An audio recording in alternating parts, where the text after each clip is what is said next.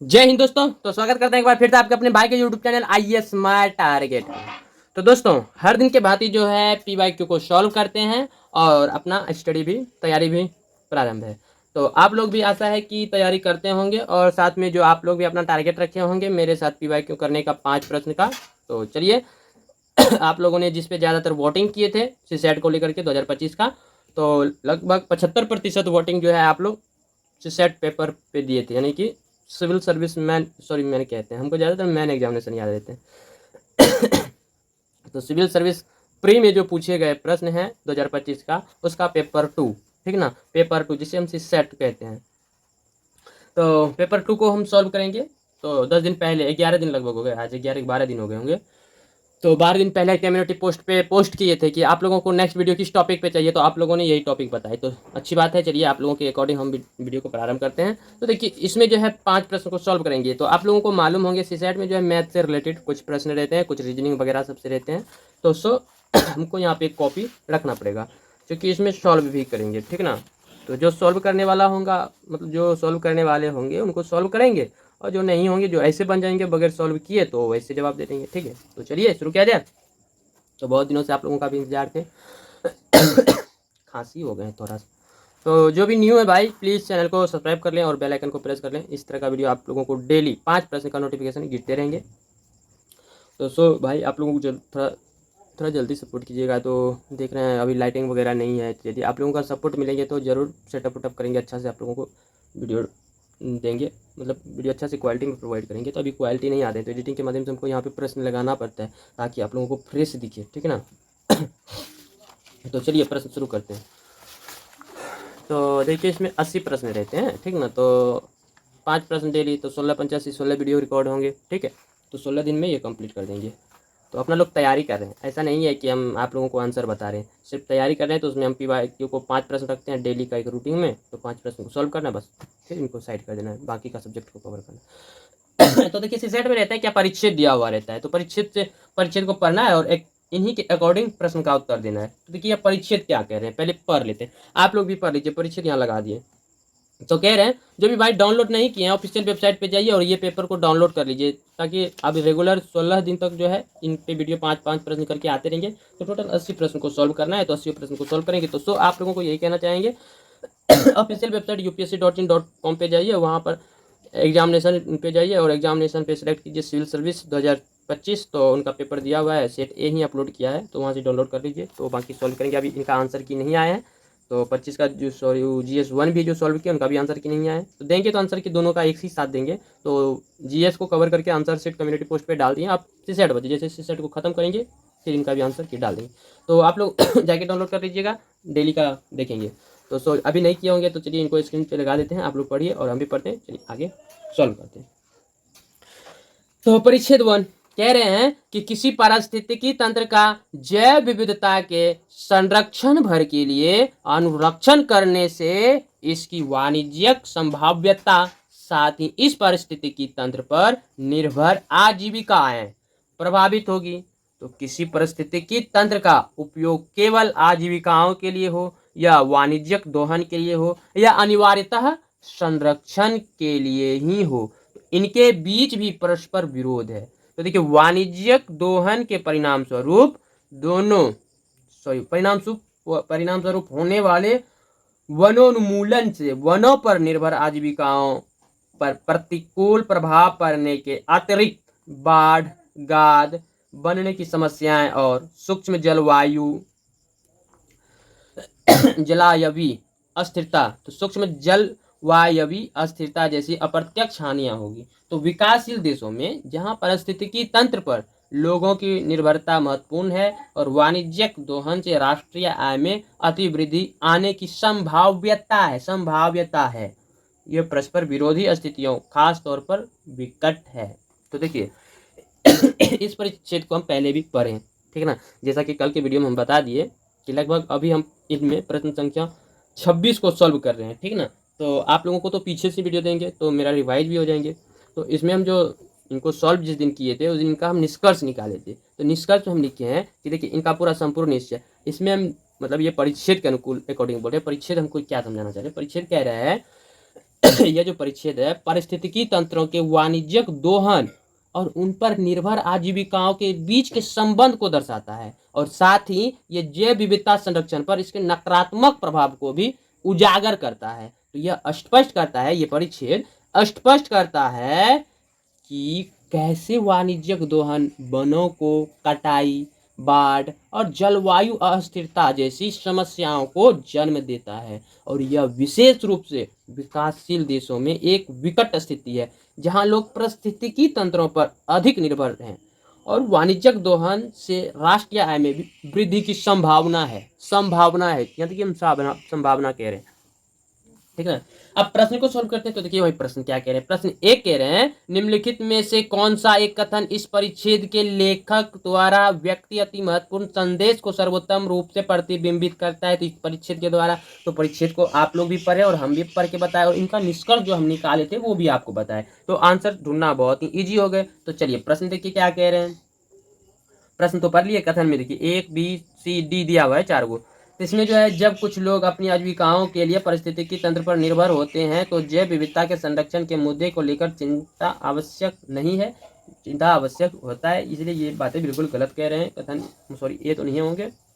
वहीं बी की बात करें वनों का वाणिज्यिक दोहन वनों पर भोजन और आश्रय के लिए निर्भर रहने वाले लोगों के मूल अधिकारों के विरुद्ध है, ये भी नहीं होंगे। देखिए इनका आंसर जो है हम कंप्लीट कर लिए हैं, तो उतना समय आप लोगों का नहीं लेना चाहते हैं। तो चूंकि इससे पहले जब सॉल्व कर रहे थे GS1 को, तो उसमें आप लोगों को सीधी प्रश्न और आंसर का इस तरह का एक बताए थे, तो आप लोग भी बेस्ट क्लास गए थे, तो सो उसी प्रकार समझाएंगे। तो देखिए इनका आंसर जो है, लेकिन इसमें मैथ से रिलेटेड आएंगे तो उनको सॉल्व करेंगे, ऐसा नहीं है कि आंसर बता के चल जाएंगे। तो इसका सीधी से आंसर सी में इन्होंने कहा है कि आजीविका का संपोषण और पारिस्थितिकी तंत्र का निम्नीकरण एक साथ होने से वे एक दूसरे को तीव्र करते हैं, जिससे परस्पर विरोध और असंतुलन होता है। तो ये बातें बिल्कुल सही करें। यह कथन जो है परिच्छेद के मुख्य संदेश को सटीक रूप से दर्शाता है। तो परिच्छेद हमको परिच्छेद 1 भी बताता है कि कैसे वाणिज्यिक दोहन का मतलब होता है जो पारिस्थितिकी तंत्र के निम्नीकरण की ओर ले जाता है, उन्हीं को हम वाणिज्यिक दोहन जानते हैं। तो वाणिज्यिक दोहन आजीविका को नकारात्मक रूप से प्रभावित करता है, जिससे आर्थिक लाभ और पारिस्थितिकी तंत्र पर निर्भर लोगों के कल्याण के बीच एक संघर्ष पैदा होता है। तो वही बात सेम सी कह रहे हैं उनसे रिलेटेड, इसलिए ऑप्शन सी इनका एक का सही जवाब हो जाएगा। क्लियर है। अब प्रश्न संख्या 2 की ओर बढ़ते हैं। देखिए प्रश्न 2 जो है परिच्छेद 1 से ही रिलेटेड है, ठीक ना। किसी भी देश को राष्ट्रीय आय में अतिवृद्धि लाने के लिए पारिस्थितिकी तंत्रों पर निर्भर होने की आवश्यकता नहीं है। बिल्कुल ये गलत बात कह रहे हैं। देखिए कह रहे हैं किसी राष्ट्र या आय में अतिवृद्धि ज्यादा वृद्धि लाने के लिए पारिस्थितिकी तंत्रों पर निर्भर होने की आवश्यकता नहीं है। यहाँ कह रहे हैं बिल्कुल आवश्यकता नहीं, जबकि परिच्छेद के अकॉर्डिंग देखिए तो परिच्छेद में कह रहे हैं कि राष्ट्रीय आय में अतिवृद्धि आने की संभाव्यता है, लेकिन यह कंप्लीट रूप से कह रहे हैं नहीं। ये गलत होंगे कि नहीं? बिल्कुल गलत है। कथन 2 संसाधनों के समृद्ध देशों को अपर्याप्त संसाधनों वाले देशों के साथ अपने संसाधन बांटने चाहिए ताकि पारिस्थितिकी तंत्रों के निम्नीकरण को रोका जा सके। देखिए ये बातें भी बिल्कुल गलत है, ठीक ना। ये भी बातें बिल्कुल गलत कह रहे हैं। तो यहाँ देखें कि ये दोनों कथन गलत है। इसका मतलब सही जवाब कौन सा आ गया आप लोग बताइए। तो ना तो 1 है और ना ही 2, ऑप्शन डी इनका सही जवाब हो जाएंगे। क्लियर है। वही प्रश्न आगे बढ़ते तो पहले परिच्छेद है, उनके बाद हम इनको सॉल्व कर सकते हैं। तो इसमें भी 1-2 प्रश्न है, ठीक है। तो दोनों को सॉल्व करने के लिए पहले हमको परिच्छेद को ध्यान से पढ़ना होगा, ठीक ना। तो परिच्छेद देखिए क्या कह रहे हैं। परिच्छेद करें नवीकरणीय ऊर्जा के इतिहास से यह सूचित, परिच्छेद 2 पढ़ रहे हैं आप लोग भी पढ़िए स्क्रीन पे। नवीकरणीय ऊर्जा के इतिहास से यह सूचित होता है कि सीखने का एक अति प्रवणचक वक्र है। सीखने का एक अति प्रवक वक्र नवीकरणीय ऊर्जा के इतिहास से यह सूचित होता है कि सीखने का एक अति प्रवण वक्र है, अर्थात जितना अधिक उत्पादन होता है बड़े पैमाने की किफायतों और कार्यकलापों से सीखने के फलस्वरूप लागत तेजी से गिरती है, ठीक है। तो प्रतिष्ठानों का हरित नव प्रवर्तन मार्ग आश्रित है। तो कोई प्रतिष्ठान इसे जितना अधिक करता है उसके भविष्य में करने की संभावना उतनी ही अधिक होती जाती है। तो इसका सबसे प्रबल साक्ष्य है सौर ऊर्जा की कीमतों में भारी गिरावट, जो 2010 के दशक में पूर्व अनुमानों को बारंबार झुठलाते हुए लगभग 90% सस्ती हो गई। शीघ्र प्रारंभ कर क्रमिक रूप से चलने के अर्थव्यवस्थाओं को व्यवस्थित होने के लिए अधिक समय मिल जाता है, तो जिससे उन्हें अधिक विघटन का सामना किए बिना मार्ग आश्रित हरित निवेश के लाभों को उठाने का अवसर मिलता है। तो विलंब से किए जाने वाला अधिक अव्यवस्थित अंतरण और ज्यादा महंगा पड़ता है। तो ये परीक्षित 2 था। अब इनसे रिलेटेड प्रश्न लेंगे। प्रश्न का जवाब परीक्षित 2 के अकॉर्डिंग ही देना है। तो देखिए प्रश्न क्या करें, निम्नलिखित में कौन सा एक कथन इस परिच्छेद के केंद्रीय विचार को सर्वोत्तम रूप से प्रतिबिंबित करता है। यानी कि कथन 2 का जो है केंद्रीय विचार के बारे में बोल रहे हैं, ठीक है ना। तो केंद्रीय विचार के बारे में, तो देखिए केंद्रीय विचार जो है यह है कि नवीकरणीय ऊर्जा, जिसमें कि सौर सामान्य रूप से हरित प्रौद्योगिकी की बात किया है इसमें, तो हरित प्रौद्योगिकियों के विकास में सही समय पर कार्य करना तो बहुत महत्वपूर्ण है, ठीक है ना। तो इसलिए पहले देखते हैं ऑप्शन को। ऑप्शन कह रहे हैं हरित समृद्धि की और अंतरण होने के लिए बड़े पैमाने की किफायती अति आवश्यक है। आधुनिक प्रौद्योगिकी प्रगति मार्ग आश्रित नववर्तन के साथ गहन रूप से संबंधित है। वृहद अर्थव्यवस्थाओं वाले देश हरित प्रौद्योगिकियों को अपनाने के लिए बेहतर स्थिति में होते हैं। हरित प्रौद्योगिकी विकास के मामले में उचित समय चयन निर्णायक भूमिका, ये वाले बिल्कुल ऑप्शन डी सही हो जाएंगे। देखिए पैसेज में बार बार, ठीक है ना, बार बार बताया गया है कि जल्दी शुरुआत करने और धीरे धीरे आगे बढ़ने से अर्थव्यवस्थाओं को बेहतर ढंग से समायोजित होने का समय मिलता है और वे मार्ग आश्रित हरित निवेशक का लाभ उठा पाती है। तो देरी से किया गया संक्रमण अधिक अव्यवस्थित और महंगा होता है, ठीक है ना। तो इसलिए ऑप्शन डी जो है इनका सबसे सटीक रूप से केंद्रीय विचार को दर्शाता है, ठीक है ना। तो समय चयन निर्णायक भूमिका निभाते हैं, ये सटीक आंसर है। तो ऑप्शन डी इनका सही जवाब हो गया। क्लियर, कोई डाउट। वही परिच्छेद 2 के अकॉर्डिंग प्रश्न संख्या 4 है। तो प्रश्न संख्या 4 देखिए क्या कह रहे हैं। प्रश्न 4 कह रहे हैं उपयुक्त परिच्छेद के संदर्भ में निम्नलिखित पूर्व धारणाएं बनाई गई है। पहला धारणा बनाया है कि भारत जैसे देश में मार्ग आश्रित हरित निवेशक अंततः सर्वाधिक संभावित रूप से समृद्धि को और साथ ही लोक वित्त को लाभ पहुंचाएंगे। बिल्कुल सही बात कह रहे हैं। तो देखिए पैसेज में यह तर्क दिया गया है कि मार्ग आश्रित हरित निवेशों से अर्थव्यवस्थाओं को लाभ होता है, क्योंकि लागत तेजी से गिरता है और वे बिना बड़े व्यवधान के समायोजित हो पाती है। तो इससे आर्थिक वृद्धि को बढ़ावा मिलेगा और सार्वजनिक वित्त पर बोझ कम होगा। तो विलंब से होने वाले महंगे संक्रमण की तुलना में, यद्यपि भारत का विशेष रूप से उल्लेख नहीं है, यह एक सामान्य सिद्धांत है जिसे पैसेज में प्रस्तुत किया गया है और यह किसी भी देश पर लागू होता है जो इन निवेशों को अपनाता है। तो इसलिए यह पूर्व अवधारणाएं जो है बिल्कुल सही है, ठीक ना। तो वही कथन 2 कह रहे हैं यदि अन्य हरित प्रौद्योगिकियां उसी प्रतिरूप का अनुसरण करें जिस प्रतिस्वरूप का अनुसरण सौर ऊर्जा के मामले में हुआ, तो सर्वाधिक संभावना है कि हरित अंतरण सरल होगा। बिल्कुल सरल हो जाएंगे। तो देखिए पैसेज में सौर ऊर्जा को एक मजबूत उदाहरण के रूप में प्रस्तुत किया गया है। कैसे, इसमें परिच्छेद 2 में पूर्ण रूप से किया गया है कि कैसे एक लागत में भारी गिरावट आई। जैसे कि परिच्छेद में कहा कि लगभग 2010 के अकॉर्डिंग 90%, कितना 90%। तो यदि अन्य हरित प्रौद्योगिकियां भी इसी तरह के सीखने के वक्र और पैमाने की मितव्ययता का पालन करती है, तो स्वाभाविक रूप से हरित संक्रमण आसान और अधिक व्यवहार्य हो जाएगा और यह पैसेज के मुख्य तर्क से सीधा निकलता है। इसलिए ये जो पूर्वधारणा है ये भी पूरा सही लग रहा है, इसी वजह से ये भी सही। तो अब बताइए 1 और 2 दोनों सही है, तो कौन सा कथन होंगे? आप लोग कमेंट कर सकते हैं, छोड़ दें प्रश्न को या रहने दें। तो देखिए दोनों है तो सीधा मिला लीजिए कौन सा वैध मतलब कौन सा सही है। तो दोनों सही है तो ऑप्शन सी में कह रहे हैं, तो दोनों सही, बिल्कुल दोनों सही है। ऑप्शन सी का सही जवाब हो जाएंगे। क्लियर है। अब प्रश्न संख्या 5, तो देखिए प्रश्न संख्या 5 जो था मैथ से जुड़ा हुआ है। तो देखिए, कोई धन पूर्णांक संख्या, प्रश्न संख्या 5 आपके स्क्रीन पे लगा दिए हैं लगभग। ओह सॉरी, 16 मिनट तो भी ये खा लिया आपका, 4 मिनट में देखते हैं कंप्लीट होते हैं कि हो जाना चाहिए। जहाँ तक हमको अनुभव है हो जाएंगे। यदि आंसर बताने का रहेंगे तो तुरंत बता देंगे, लेकिन फिर आपके बीच सॉल्व भी करना पड़ेगा ना। आप लोग यदि नहीं समझेंगे तो क्या फ़ायदा प्रश्न को सॉल्व करने का।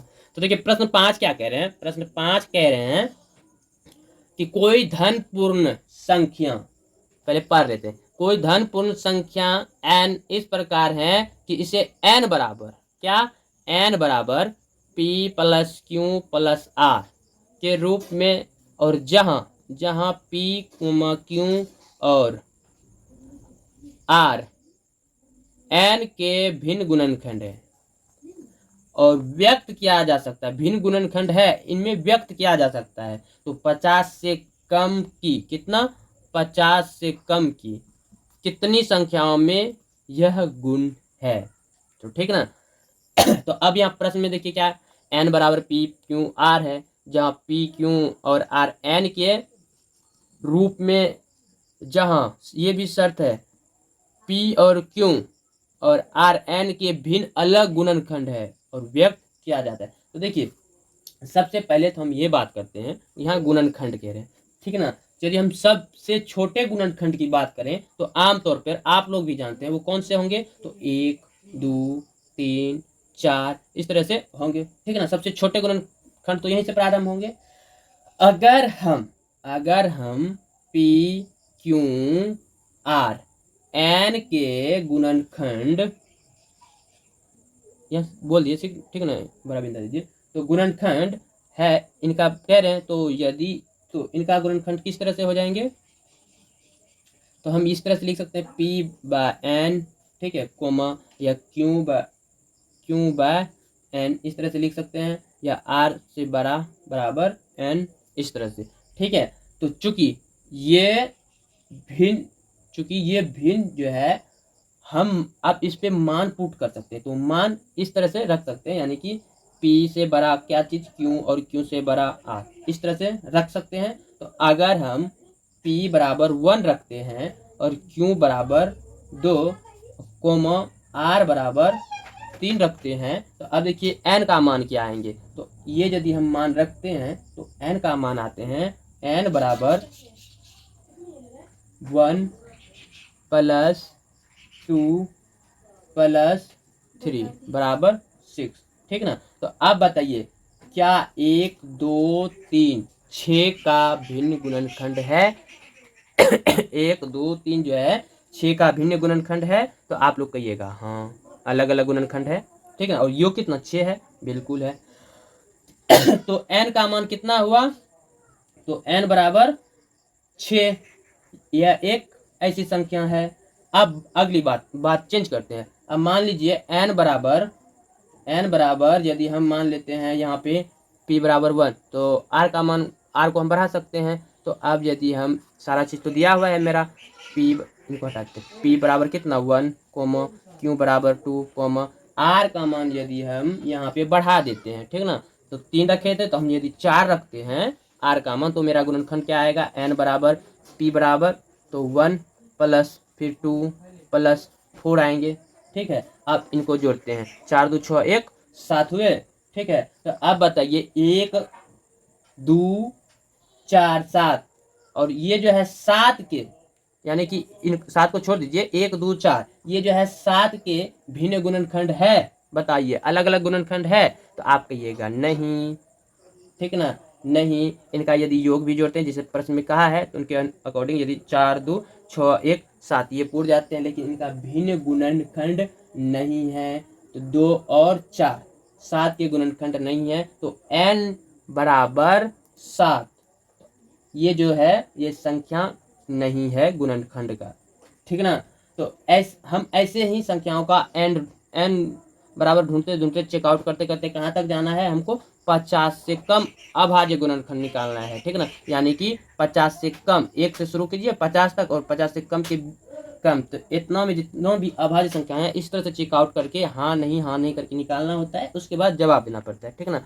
तो ये प्रैक्टिस बहुत करना पड़ता है, लेकिन यही यदि आप करते करते पता चल जाएंगे तो आपको मालूम चलेंगे कि प्रश्न के अकॉर्डिंग देखिए कोई धन पूर्णांक संख्या n इस प्रकार है कि इसे n बराबर p plus Q plus r के रूप में, जहाँ p क्यू और r n के भिन्न गुणनखंड है, व्यक्त किया जाता है। और 50 से कम की कितनी संख्याओं में यह गुण है, तो 50 से कितने संख्याओं में, तो पहला गुण हमको यहाँ मिल गई किसमें, तो n बराबर 6 यदि रखते हैं तो पहला गुण मिले, और दूसरा गुण रखे इसमें तो हम n बराबर 7 रखते हैं तो हमारा दूसरा गुण नहीं मिलते हैं, तो यानी कि इसमें मिल रहे हैं। तो लगभग हम 50 तक कौन इस तरह से ये प्रोसेस करेंगे तो बहुत लंबा समय लगेंगे, इसलिए इनको शॉर्ट में जब क्लास कीजिएगा तो उस टाइम बताया जाता है शॉर्ट करने का। तो शॉर्ट ट्रिक तो अभी हम उतना नहीं बता सकते, क्योंकि सीधी इनका हम आंसर निकाल सकते हैं। अब हम छः का टेबल पर दीजिए।